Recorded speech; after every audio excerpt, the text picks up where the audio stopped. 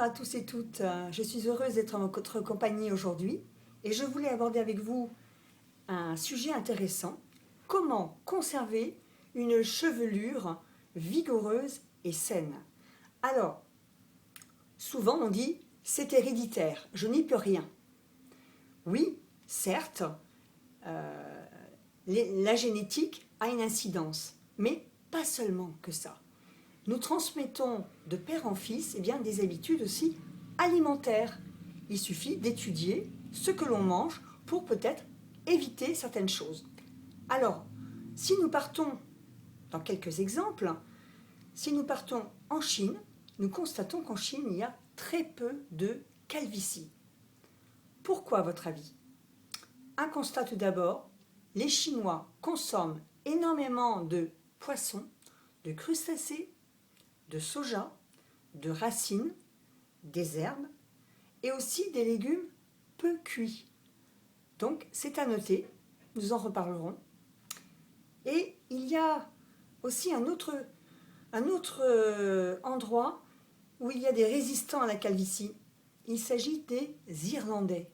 Et oui, dans cette petite île, l'eau potable et une partie des légumes sont très iodés.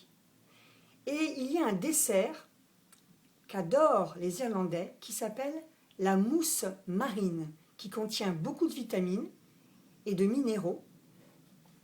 Et ils adorent mâcher cette mousse, qu'elle soit fraîche ou sèche. Et enfin, un dernier exemple, pourquoi